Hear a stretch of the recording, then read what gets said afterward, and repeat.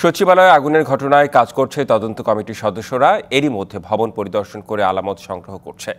তবে তদন্ত অগ্রগতি নিয়ে এখনও কিছুই জানানো হয়নি। বিকেল 3:30টার দিকে আবারও উচ্চ পর্যায়ের তদন্ত কমিটি পরিদর্শনে আসবে বলে জানা গেছে। তারা অগ্নিকাণ্ডের উৎস ও কারণ উদ্ঘাটন, দুর্ঘটনার কারণ ব্যক্তিগত বা পেশাগত দায়িত্ব আছে কিনা তা উদ্ঘাটন এবং এ জাতীয় দুর্ঘটনা প্রতিরোধকল্পে ও সচিবালয়ের সার্বিক নিরাপত্তার বিষয়ে সুপারিশ করবে। কমিটি আগামী 30 ডিসেম্বরের মধ্যে প্রাথমিক প্রতিবেদন এবং পরবর্তী 10 কার্যদিবসের মধ্যে পূর্ণাঙ্গ প্রতিবেদন দেবে। এদিকে সচিবালয়ের নিরাপত্তার স্বার্থে বেসরকারি সব প্রবেশ কার্ড বাতিল করা হয়েছে। এছাড়া অ্যাক্রিডিটেশন কার্ডের মাধ্যমে সাংবাদিকদের প্রবেশাধিকারও বাতিল করা হয়েছে। আগামী 15 দিনের মধ্যে অস্থায়ী প্রবেশ কার্ডের জন্য আবেদন করা যাবে। সচিবালয়ে আগুনের ঘটনায় তদন্ত অগ্রগতি নিয়ে আরও জানাতে যুক্ত হচ্ছেন সহকর্মী ইকবাল অনিক। বিস্তারিত জানবো তার কাছ থেকে। ইকবাল অনিক, একটি বিষয় যে আগুনের ঘটনায় তদন্ত কমিটি তদন্ত করছে, ফাইনাল তদন্তের পর হচ্ছে সবকিছু তারা জানাবে।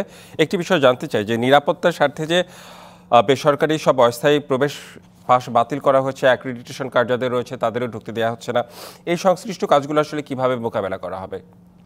রেদওয়ান, গতকালকে কিন্তু সরকারি দপ্তর থেকে জানানো হয়েছে যে সাংবাদিক সহ অন্যান্য যে বেসরকারি মানুষের যে কার্ডগুলো রয়েছে সেগুলো কিন্তু অস্থায়ীভাবে বাতিল করা হয়েছে। সেক্ষেত্রে হচ্ছে আগামী 15 দিনের মধ্যে তারা কিন্তু কার্ডের জন্য আবেদন করে তারা কিন্তু ভেতরে প্রবেশ করতে পারে। যেহেতু একটি দুর্ঘটনা ঘটেছে সচিবালয়ে, সেক্ষেত্রে হয়তোবা ধারণা করা যাচ্ছে তারা আপাতত হচ্ছে নিরাপত্তার স্বার্থে বা যাতে যে অগ্নিকাণ্ডের ঘটনা ঘটেছে সেই আলামতগুলো যাতে নষ্ট না হয় সেজন্য তারা হচ্ছে হয়তোবা এটি করেছেন। কিন্তু কারো এই কার্ড অস্থায়ীভাবে যে কার্ডগুলো রয়েছে সেটি বাতিল করা আপাতত বন্ধ রেখেছেন, কিন্তু তারা কিন্তু পরবর্তীতে নিয়ে আবারও আবেদন করে ভিতরে প্রবেশ করতে পারবেন, এতটুকু জানা গেছে।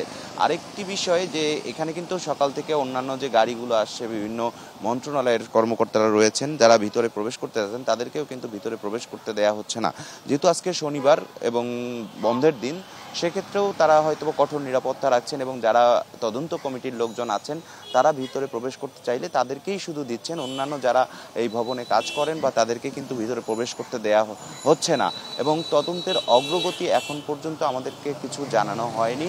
আজকে বিকেল 3:30টার সময় হচ্ছে তদন্ত কমিটি আবারও হচ্ছে পরিদর্শনে আসবেন এবং তদন্ত কমিটির যে প্রতিবেদন সেটি কিন্তু প্রাথমিক প্রতিবেদনটি হচ্ছে 30 ডিসেম্বরের মধ্যেই জমা দিতে হবে এবং আগামী 10 কর্মদিবসের মধ্যে কিন্তু পূর্ণাঙ্গ যত তদন্ত কমিটি এবং সেটির প্রতিবেদনও কিন্তু জমা দিতে হবে। আর রাষ্ট্রের সর্বোচ্চ একটি হচ্ছে প্রশাসনিক স্থাপনা যেখানে আগুনের সূত্রপাত হয়েছে, এটি নাশকতা কিনা, ষড়যন্ত্র কিনা বা কেউ উদ্দেশ্য প্রণোদিতভাবে এইটি করেছে কিনা সেসব বিষয় কিন্তু খতিয়ে দেখছে হচ্ছে এই তদন্ত কমিটি।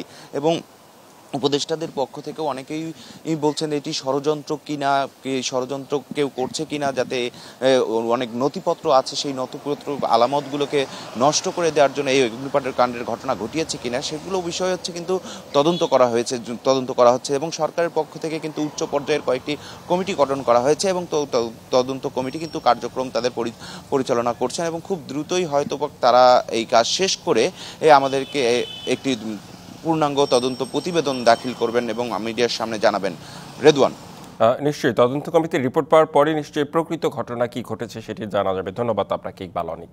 25 বছরের ওয়ারেন্টিযুক্ত দীর্ঘস্থায়ী দরজা প্রোটেক্টর, আধুনিক ও মজবুত দরজা।